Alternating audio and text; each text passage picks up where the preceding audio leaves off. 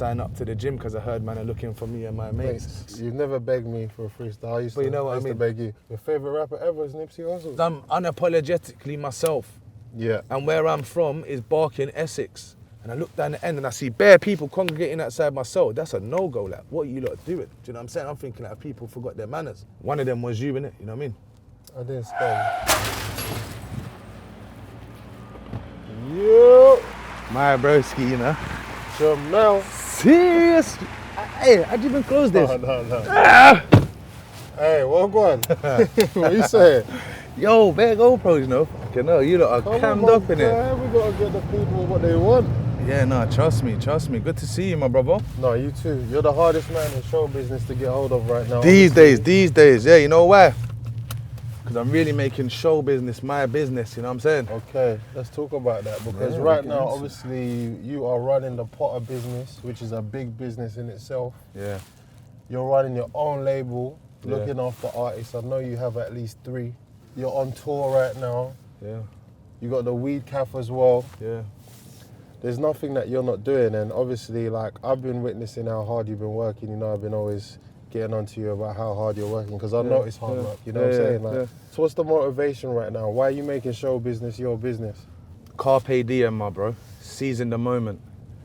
You know what I'm saying? Just understanding who I really am and what that means. You know, like, I have to take you back. It started from, remember, like, last year when my album came out? Yeah. I got caught in some situation. People saying that I got caught in some fraud, some drugs. There's bare rumours in that, yeah? But it was nothing to do with none of that. I was literally just in the wrong place at the wrong time, in a car that I shouldn't have been in, and ended up paying for it with 10 weeks of my life. But that was like the best and worst 10 weeks of my life so far, really, because it made me have to ask myself some real hard and deep questions, because I thought I was doing this thing. Do you know what I mean? Yeah. I thought I was being safe. I thought I was higher thinking. I thought I was like being pro-social and just living a better life. But obviously, we are who we are, and I'm just a work in progress, bro.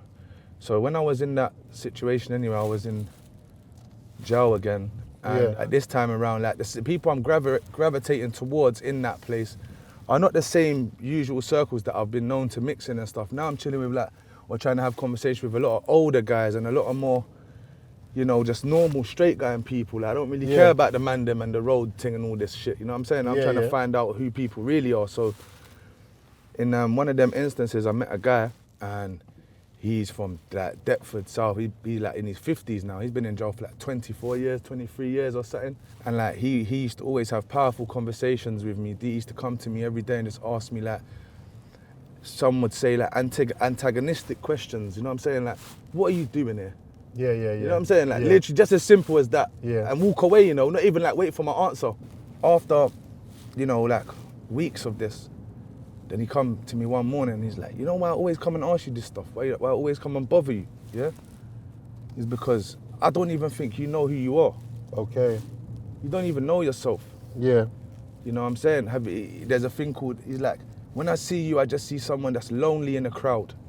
Yo, I'm thinking, but this guy's analysing my shit, he's breaking me down, he's making me have to like check myself and who I am. Yeah. And then one day he asked me like, yo, so what you in jail? Why are you here in jail? Yeah, and why I was in jail is because possession of a knife, innit? Yeah. So I'm like, yo, I'm in jail for a knife. No one knows that as well, you know, first time exclusive in the Rafe. The Rafe starts getting man talking. He's like, so why did you have the knife?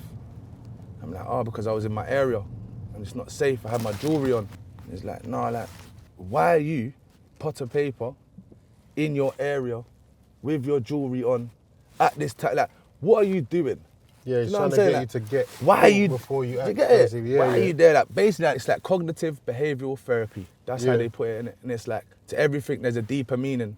And like, the more you scratch the surface and the deeper you go, the more you actually look to in yourself and feel, and you understand that the reason why you're behaving in a certain way isn't even because of what you even thought it was because of something that's been unaddressed somewhere else down the line, like, you know what I'm saying? So my thing was, I just pride myself on being myself.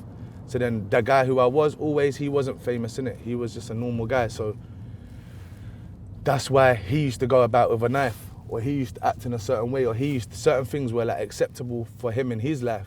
But then me in my life now, who I am today, like that just can't fly. Yeah, you kind of had to accept who you've become, and that I had to kill that the will boy. help you evolve. Yeah. Kill No, the of boy course. to become the man. The first time you came out of jail after your long stretch, Yeah. the most recent one I remember was that Corona times. Yeah. Me and you sat down, we went for a meeting, Yeah. and I realised the Potter I was speaking to then Yeah. wasn't the same Potter I was speaking to Yeah. before he had gone to jail. Do you get what I'm trying to say? Yeah. And before you had gone to jail that first time, the music business wasn't as thriving as it was when you came out. For So sure. let's talk about when you came out in Corona. Obviously, you've come out, you've seen the people that wasn't getting money before. They're getting money. They're getting money now. Yeah, no, but I see it from when I was in jail, mostly, Okay. yeah? So when I was in jail, you got to remember, Bill's man's family, so he's doing what he's doing. Remember, I've gone jail, he's just working at MM. He wasn't even really managing me, just helping me out, do you know what I'm saying? Then all of a sudden, after a year's passed, 18 months has passed, 2 years has passed, now he's managing Digger, they're managing Huncho. I'm hearing like No Diet on the radio. I'm seeing M Huncho getting like top 40s with song like When I Bust a Nut, I'll Go and Take a Pee-Pee. I don't even know what song that is called, but it might even be called Pee-Pee actually. He's mad like that. Yeah, when E4 or 4 Music, they do top 40 chart, don't they, with the videos? Yeah. So like, man will be in my workshop, bro, just sorting out through fucking shitty headphones, literally doing slave labor, like 13th Amendment type shit. And on the telly, there is my man. And I'm looking at it thinking like, my people had a hand in doing that. My people had to do, like, there's no way I can come out and be less than that. Yeah. You know It what I'm made it saying? real for you. Bro, I'm looking at that on the telly and I'm thinking like, no, I'm going back to my pad and I'm doing burpees and that. I'm running up and down on the exercise yard. Brother, I'm really trying to like, I stopped smoking weed. I stopped bothering my head with like bullshit, bro, like this person's situation. Other people's shit, I just thought, fuck everyone, bro. I need to focus on myself because it's me that's here on my own in this fucking shitty little room. And I still didn't, like, see like things for like video budgets and stuff like that. Yeah. All of that was even like a transitional period and like learning how to like adjust and whatever. Because remember, man ain't got no money as well. Yeah. So as I'm breaching these barriers, like it's like Lil Wayne, No Ceilings, mixtape, volume 1, 2, 3, 4. Like I'm just, boom. I'm breaking the ceiling every time. And even still here now, like with the tour, with the mobile, with the label, with just being a human being, I'm always trying to raise the bar. Like I'm not satisfied with none of this, bro. That's my motivation anyways. How did you get into position with Def Jam though to like fix those type of situations? Because that was like a amazing signing for them. Remember, I rapped with you, I linked you, bro. Like you played a massive role in that. Obviously, I had a very negative view of like this music business and this music game and like people's intentions, but that was only literally now I know through like lack of knowledge, innit? You know what I'm saying? But with Def Jam anyway, mate, to be honest, after we charted with Training Day 3, after I come out with that Corona period and stuff, they was one of many people who were interested in like doing a record deal, distribution deal, whatever with man.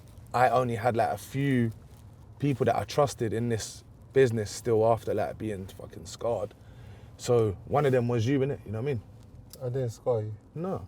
So Never scarred me in your whole life. One of them was you that I trusted. Oh, So okay. No, fucking no, that almost went left in the camera. Hey, no, you never scarred me, bro. Yeah. No, like I trust you. Yeah, Still to this day. yeah, I trust no, your of course, judgment. of course. I trust like you're inspirational to me. No, I You're appreciate from that, where I'm bro. from. You've Yeah. always supported me and had my best interests at heart. So I've always like, I'll always, before I do something big or before I'm getting into something or whatever, I'll try to pick your brain, innit? You know what I'm saying? Yeah. And you guys did good business together. Yeah, good like, business. You achieved very things. good, very good business. Very good. And I learned so much. Like That's the important accolades aside, you know what I'm saying? Like, remember where I am now, innit? You're not with Def Jam anymore. You've achieved success with them, or are you still with them? Yeah, no, I'm not with Def Jam anymore in like contractually, but I'm obviously With the people like still, working with them. like we still work closely together. Twin still what like Twin is someone who I would classify and class as a mentor of mine. Yeah. And someone who same with you, like I look to for advice and guidance and just general knowledge in this business, you know what I'm saying? Because like really to add value to me as Potter Payper 10 years in as a rapper and as an artist, like that was never the case. There was things that you could do, but to like make me a big rapper in England, I was already a big rapper in England before I signed to you. Do you know what I'm saying? just needed the information and like the points to connect and being able to... Yeah, and just to see it all work, innit? Yeah. Because it would always be like, when you're not part of a major label, you're always on the outside looking in. Yeah. So it was good to like, get in that situation, be a part of that, learn from that, learn what it takes to do that, and then actually see for myself that really and truly all it comes down to is the time, effort, care that's put into the project, the campaign, the artist, the person behind it. It's just all about love, bro, and nurturing, innit? I'll be honest. And then obviously you can't shine a shit in it. No, 100%. And obviously the goal is always to kind of work for yourself, really. We all want to be our own bosses. So I guess is that part of the reason why you decided to kind of go? Yeah, but you know what it is? You can't be a good general or a leader without being a good soldier or worker. You know what I'm saying? Like you will never be able to know what it takes. Like you need to go through that. You need to have the grit and determination to get through the shit, to be on the other side, and then know now, alright, cool, these people that are entrusting me with their situations or their whatever, like they're going through the shit now. Yeah. So I need to be mindful because I was in the shit once as well, you know what I'm saying? So yeah, I wouldn't change it. You got a top 5 album. Yeah. With Thanks for Hating on your own. Yeah, even just to correct you again, top 5 mixtape. Top 5 mixtape. But it was in the album charts though. Yeah. Since it come out, every project that I've done, I've had is charted top 10. No, 100. And obviously we had Thanks for Waiting, we had Thanks for Hating. Obviously that's quite a loud statement. You calling it Thanks for Hating. Obviously being as successful as you are, coming from where you're from, this being the first time that you're financially stable and doing well, and you know, not everyone that you grew up with around you is gonna be able to have the same sort of experiences as you. People might judge you differently or not understand your day-to-day and the things that you've got going on.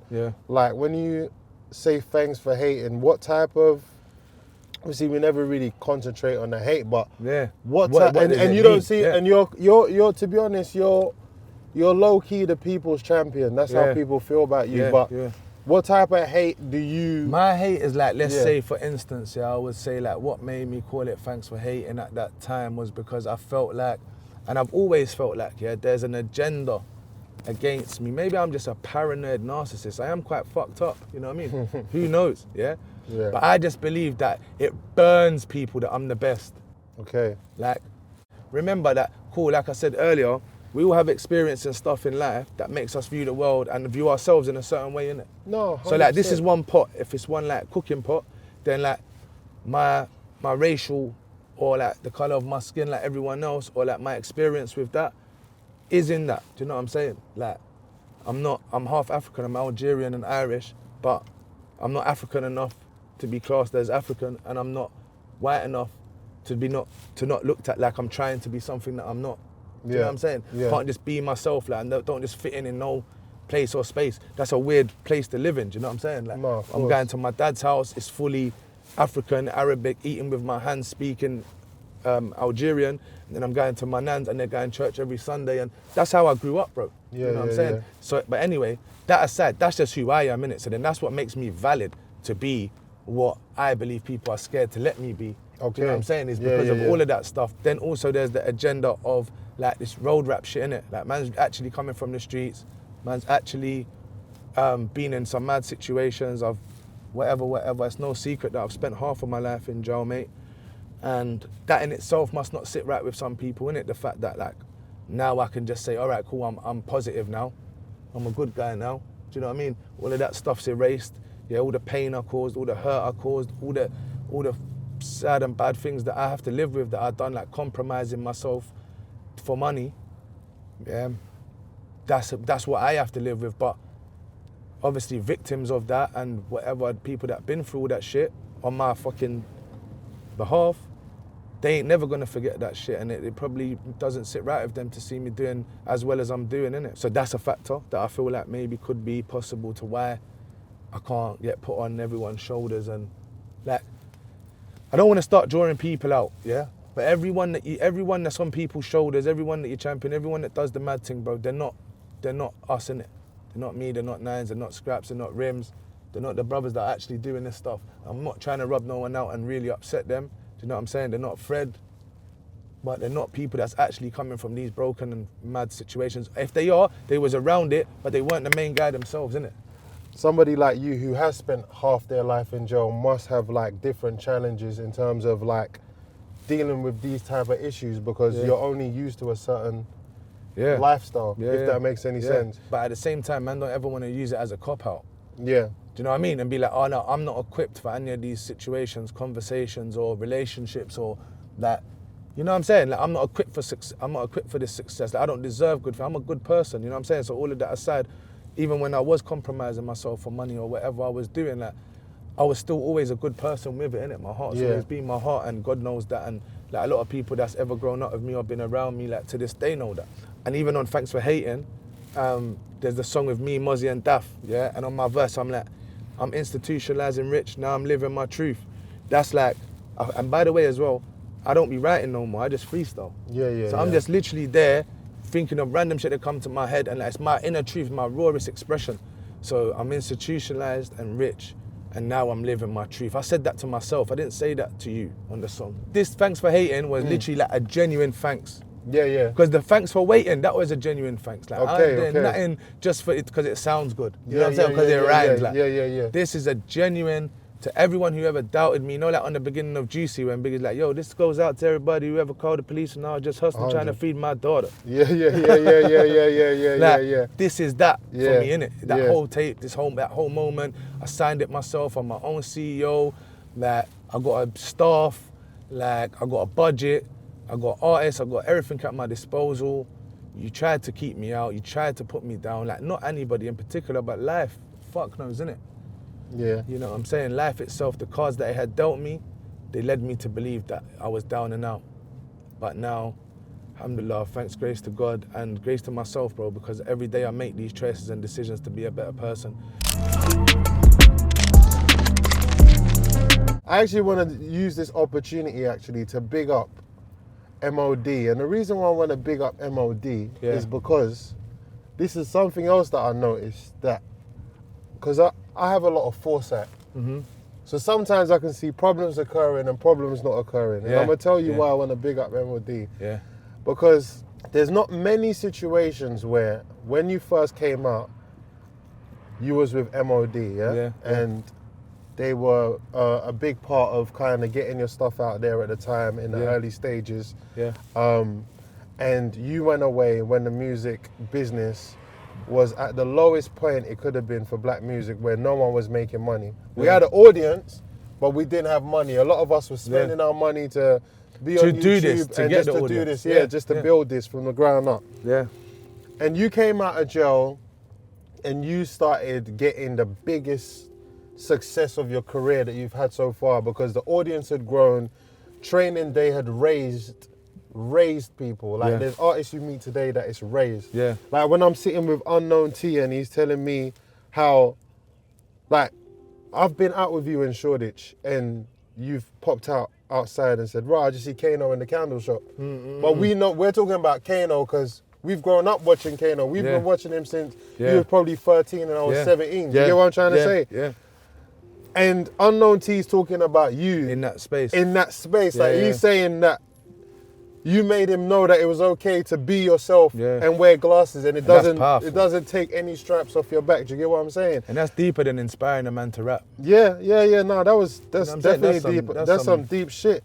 But the reason I want to big up MOD is because I'm sure there's a numerous group of people that when you started to achieve the success you had and you were no longer with them, that would be outside hating or saying, Potter's not like that, or Potter's not real, or Potter's this, and they kept it so gangster, like, and I'm not even saying this because I know them. I don't know them personally, but I just felt like that was so gangster and cool that you watched someone that you used to work with. You know what it is? The truth of the matter is, it's like, even to this day now, me and, you know, big up Mash, big up Wop, big up Terror, big up Smokey, like, me and the guys are always being the guys. You know what I'm saying? It's like, in every situation, or everything, like, it's gonna run its course, innit? Or like, people are gonna outgrow each other, or people are gonna whatever, people might do some shit, bro, that makes it not work no more. You know what I'm saying? But whatever it is, like, they're not gonna come out and say like Potter's not real or nothing like that, because like, they can't say that. You know what I'm saying? They can say Potter was broke before rap. You know what I'm saying? He was selling food on the seaside town. You know what I'm saying? You can Google and see that. Like, you know what I mean? Whatever. So the brothers were just happy for me, innit? Big up MOD as well, 100%. Big up my boy Wop, man, as well. Like, Wop's like one of the realest human beings that you're ever gonna meet. And he sold, like, on my birthday, he sold me the £50 chain, innit? Remember, they used to give me the £50 chain? Yeah, I remember the £50 chain. So I used to wear the £50 chain as like, yo, that's one of the things they used to do for me, innit? They used to just let me shine, bro.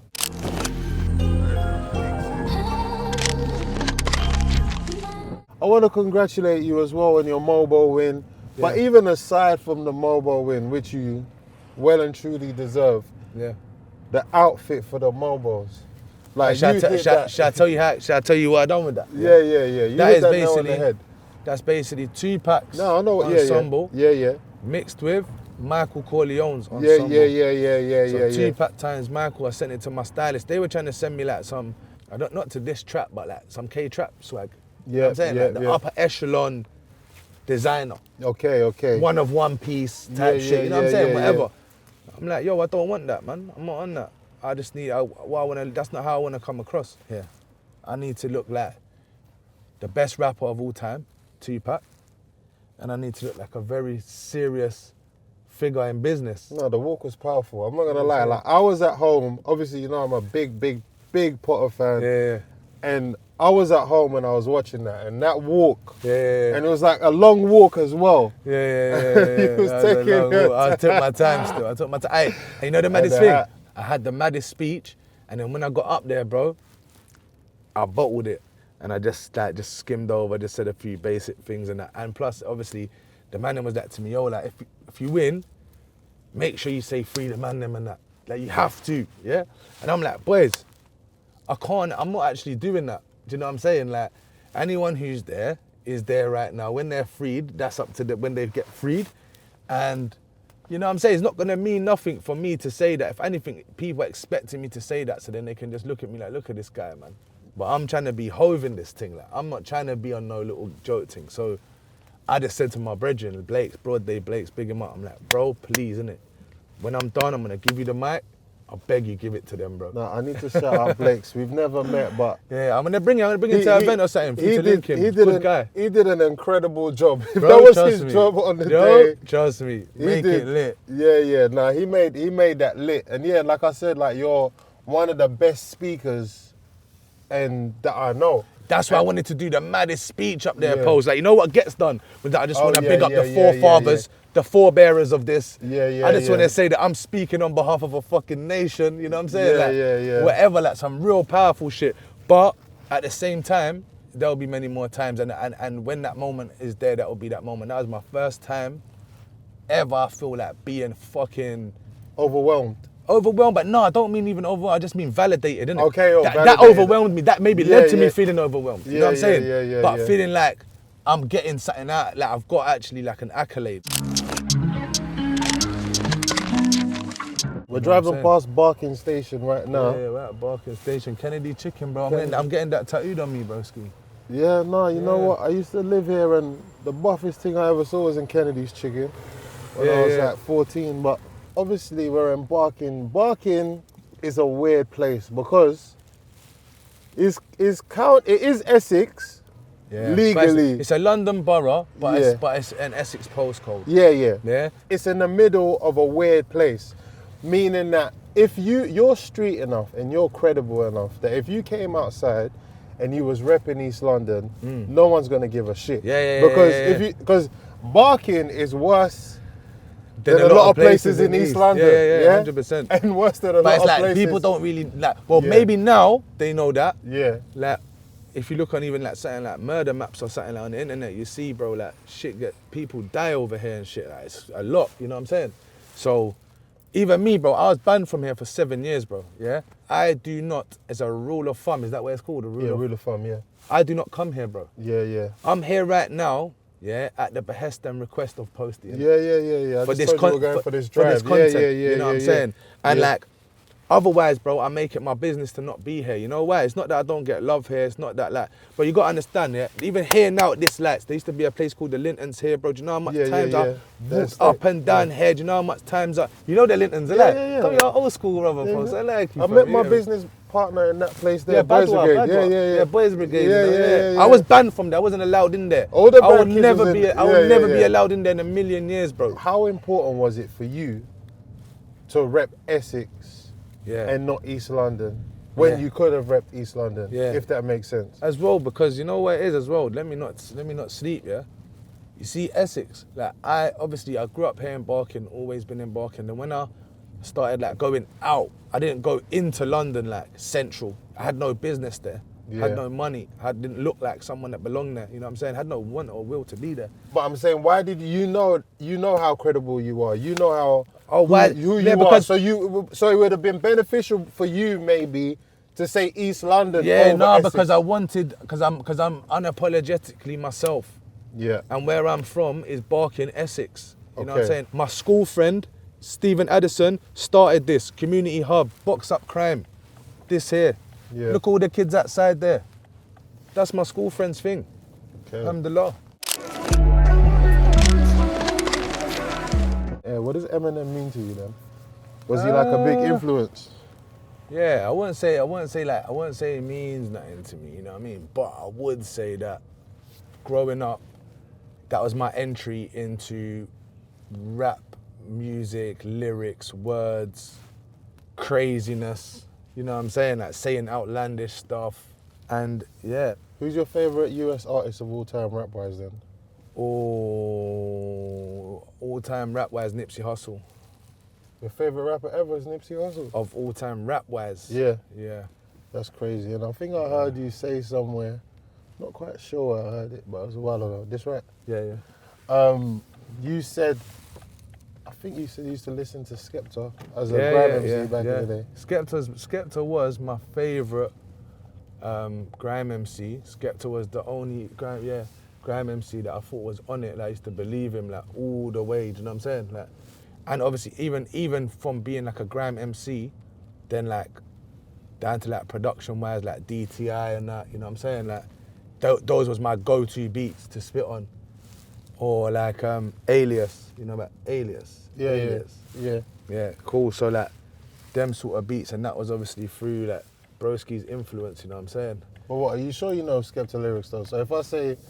old school Skep lyrics, 100%, bro, yeah. If I say make your belly look like... Nah, I'll say to you, I got so many stars and stripes that I'm looking to move to the States. Every compliment my head inflates. I roll deep, but I don't wear skates. I'm gonna sign up to the gym because I heard man are looking for me and my mates. After I'm done with pumping the weights, I'm gonna buy a stab-proof vest and put in the plates. Yeah, this guy crazy. Bro, that's had me there thinking, what? I'm gonna sign up to the gym because man are looking for me and my mates. So who's your top 3 favourite grime MCs of all time? There's too many characters in that grime comic. You know The only 3, let's just say you could only have listened to these 3 people in jail for the rest of your stay. Woo! Damn, I won't be one, listening to grime. You have to though, you have That to. put me in a bad mind frame. Hey, but I would say obviously, yeah, Skepta. Yeah. I'll bring back Griminal. Skep, Grim, and you know what I think? I want to say a wild card and just take the piss, yeah, because it's to show my extensive knowledge of grime music. I don't know. But then it's like, nah, because that's not my true answer. Like, I'll have to now be serious, and it's got to get real, and it's got to be like Kane, Wretch. We're talking about some serious hitters here. You know what I'm saying? Yeah. What I just said for Grim, that's Skep, that's on some like fucking pioneering shit, like just some like, he's the first to be like that, to say that shit to, you know what I'm saying? Yeah. Like, he made Meridian Dan look gangster. Yeah. To me. Yeah. R6 man, that's Dan. Don't disrespect Dan. Do you know Dan? You will get shot by Dan. I actually believe that you would genuinely get shot by Dan when I was 14. Yeah. You know what I mean? Yeah. I probably knew a man called Dan that would have shot you anyway.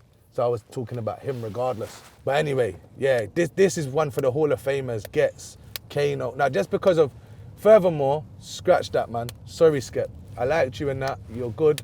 But just because it's East London, it's I'm from the East End to the M, my friend. And Criminal, Kano, and Gets. Okay. You know what I'm saying? That's what I'm saying. If I have to start getting D-double involved, I want to, but you know what I mean? Who's your favourite collective then? You know what I'm saying? Because you've got Nasty, Roll D, More Fire. Nasty Crew's your favourite, like you're a nasty You can't guy. have Kano and Gets in the same thing. And D-double. Yeah, no, that's what I'm saying, like, it's just That's long. what I mean, it's long. But then like you got to think, and man, these men just didn't stand the test of time. That's their problem, man. But then with Roll Deep, yeah, that's what I'm on about, by the way, didn't stand the test of time.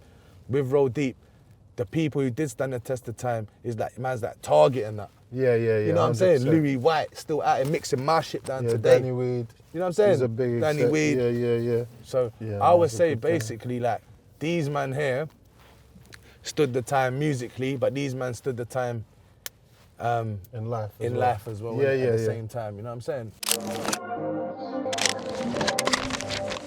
Obviously, you've got like a wide musical taste. You must do, because you understand music to a high level. What song do you like that no one would expect you to like? What, just in general, a song in general that I Yeah, like? like, it's not like, that's not like rap. That's not To be rap. fair, it could be I got rap. a lot of songs that I like that are not rap. Like, what's the last song you want to hear when you're like gonna pass in like 85 years, when you're old? Like, what's the last song you'd want to hear when you was checking out? The last song I would want to hear is Bob Marley, Redemption Song. Oh yeah? Redemption Song is all I ever had. Yeah, I don't know that You one. know that one? No, I'm gonna check it out though, for sure. Songs of Freedom. Hey. No, it sounds... Listen. He said the Songs of Freedom because all I ever had. It just resonates with me. That's a song that I put on when I want to feel like uplifted. What the last song maybe? What's the last song you'd perform? The last song I'd perform? Ever? The last song I ever performed is Purple Rain. Purple Rain is crazy. I swear that even like off the back of my show yesterday and like my whole tour, but I knew it anyway from doing Wireless in Birmingham 2 years ago. Yeah, I knew. Bro, you see the day I do a main stage festival and there's whatever 30,000, 60,000 people and that song comes on, I promise you that's when England's going to understand the impact that I've had.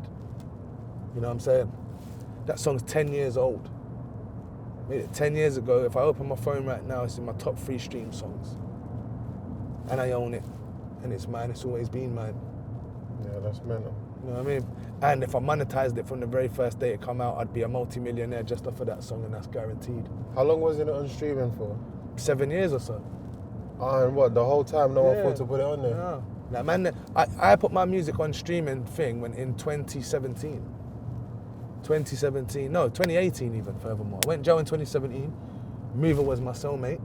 Yeah, let's talk about that. How strange was that? That obviously you guys were on the come. That was together. like God's plan. That was like literally God's plan, bro. You don't understand. I was there when he got sentenced, bro. You know what I'm saying? And even it's mad that we're thinking this when we're driving past Custom House now. Yeah, that's crazy, isn't it? You know what I'm That's saying? mental. Yeah. But my point is, so I've met Mover and that. Like, this is fucking 12 years ago, 13 years ago or something. And this was in their like heyday when I started going around them. So I was intrigued by them. I was like, yo, like these men are on, basically. I want to roll with these men. So I was more like on going on the block and chilling with them than going to the studio with them. Do you know what I'm saying? Yeah. Obviously, me and bro went on our musical journey like through Lotes and at the Black Box studio, Lout, and that was a whole era. Like that was a mad era, bro. Like 60 man, 50 man in the studio, like 3 different ends, just everyone just in there, just smoking weed. And then, bro, I come out of jail and I had my fire in the booth in like 2 days, I remember. This is like 2014 or something.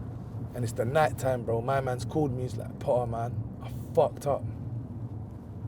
I'm like, what do you mean, bro? He's like, bro, I went on the move and the guys died.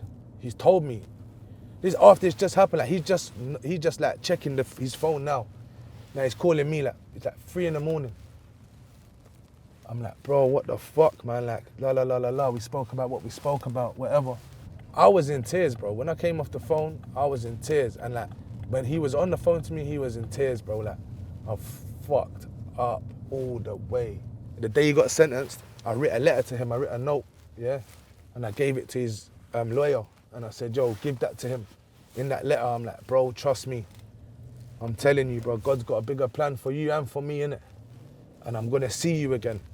8-9 months later, I went to court. I went jail myself, went to court, come back, come up the little stairs. I was on the freeze. So like that's like the top in Chelmsford jail.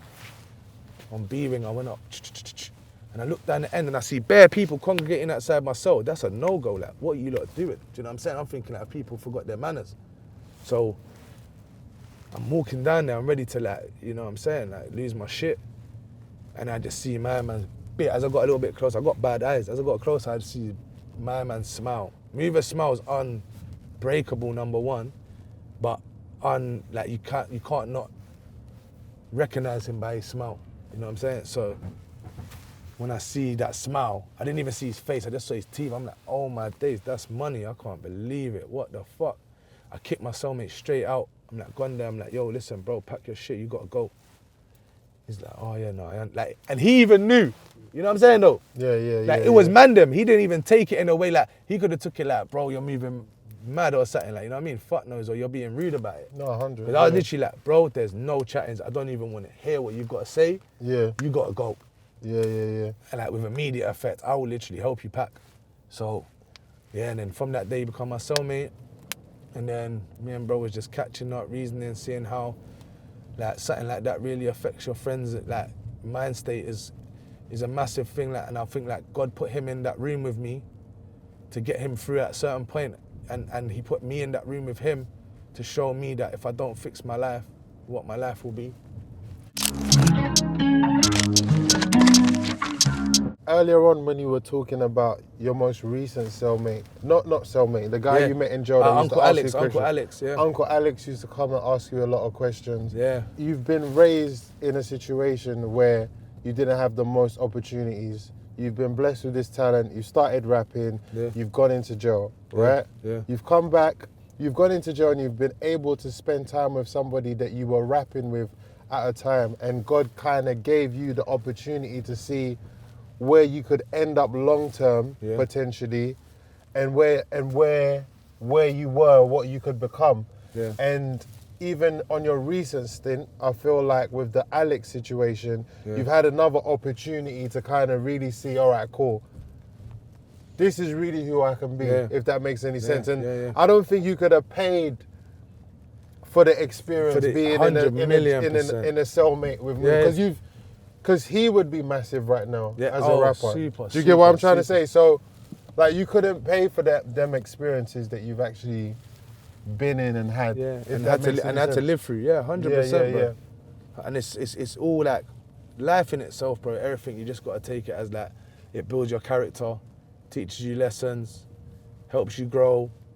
If you're not taking that from these experiences, then you're a loser. You're losing out because the situation's set up for you to lose anyway. I want to talk about the blessings. What was the first thing you bought when you felt blessed? The first thing that because you know, we spoke about this earlier. You was definitely meant to have money. Yeah. Because, you know, I've been dinners with you. There's been a lot of lobsters, a lot of pastas. Yeah. You know what I'm saying? What was the first thing you bought when you were feeling blessed? The first thing that I did when I got money, when I was feeling blessed, was I got myself a roof over my head. This was in 2020, like COVID times, when I just come out of jail. But that's what I'm saying. That's blessed. I had my own streaming money, you know what I'm saying? Because I put my shit on thing, whatever. I think I had like a little 80, 90K, something like that, you know what I'm saying? I got a little 3-bedroom yard in Sheffield, en suite and that, cheap as chips, you know what I'm saying? Yeah. Up there living like a king and feeling beautiful, like feeling like my life, like it was complete at that point. Like even Future's got a bar, yeah? He's got a song called For The Gang, yeah? And he's got a bar on that song, he says, I got more money than I've ever had, so I can take some more pain. Pain is the motherfucking essence. You know what I'm saying? That's the petrol. That's the everything. So I function in dysfunction, and pain is art and life is suffering. A wise man once said that to me. Your pain is your art and your life is suffering. You're a sufferer. You will suffer your whole life. But then, because you suffer, you will create this art. that's a loud statement. I think it's a beautiful statement. But how about people that ain't artists then? We just gotta suffer. No, life is suffering. Like, Or you know what I'm saying? or is the art what you become? Art is your expression. Yeah. You know what I'm saying? Some people look like a work of art, mate. You know what I mean? Yeah. How they dress themselves, how they put themselves together, some people's life, how they keep their house. You know, you go in some people's house, it's just like immaculately like kept, you know what I'm saying? A woman keeps her kids, like her life is like not suffering, but she dedicates her life to her children, like, you know what I'm saying? Have you got the picture? All the picture you need? You know about Stoicism? Ish. Like there's a book called The Meditations of Marcus Aurelius, and that is like one of the most famous Stoic books ever written. One of them films is based on that. Is that Gladiator? It's not Gladiator, is it? But to be honest, like them times they are all, that could be like Gladiator, Troy, Alexander, like all of them type of time periods. That is when these people were at the forefront. Troy's my shit. You seen Troy? Troy? Yeah. Yeah, I seen Troy, yeah. What do you think it's shit? No, it's my shit. It's I my thought you shit. said this shit, I was gonna say. Like, you know, like, there's this all scene, that shit, that's all my shit, but go on, sorry. there's this scene where he's like guiding the soldiers to war before his mum told him, listen, if you go to this battle, you might not come back. Yeah. But if you stay here, they're not going to remember your name. Yeah. And he's on the boat. I'm gone. And he says to the soldiers, and he's gassing them up, he's letting them know they're ready for war. Yeah. And he's like, see over there. Like, he says something like, that's your destiny or some shit like that. It was very poignant. It's powerful, bro. Yeah, I'm telling you, poignant. It's powerful shit. And then, bro, deep it now, Posty, yeah? That is a real life situation that really happened, like that happened all over the world. Thousands of years ago, that's what men were. You've become one of them in your own way. Inshallah, bro. You've become one of them in your own way. I'm trying. And that's not even just something to say. That's some real shit. Yeah, no, I appreciate that. Anyway, that's kind of you to say, and I do try and watch what I say now and like not try to put too much out there that's not actually profound or actually has any meaning or adds value to people's lives. I'm even gonna get you that book as a gift. Yeah, no, the Meditations. But yeah, it's been an honor and a pleasure doing this drive with you. Obviously, the mixtape's out. It needs no further promotion because it's doing well. We're all enjoying it. We all enjoy your work. Yeah, thank you, my bro. Thoroughly. Thank you. And I think it's gonna be amazing to continue watching your growth and your evolution. Yeah, man. Say no more. You're like fine wine, my boy. You know what I'm saying? Thank you. And before I go, let me just say and big up the artists on my roster: KB, K Money, Twin S, AB, 36 the label, and obviously myself, Potter Payper, 36 the label. Big up my boy Posty as well. This man's actually a legend and an inspiration to me. A genuine, solid human being. Appreciate in the flesh. I was going to ask the last question actually. You know when he tweeted saying he was going to throw the plaque at Saqib's head? Yeah. No, I DM'd it to him. I DM'd him. I said, no, you know why? Because I said to him, he mugged me off though. I'm like to him, Saqib, can I get a plaque for my thing? He's got a million views. He's like, no, basically not for this season, mate. And since then anyway, I've like seen Saqib, spoke to him, put him at ease, put his fears at rest. We're all mates. You know what I mean? So anyway, man, thank you so much for having me, my bro. I'm gonna get back to work. Appreciate you. Come on.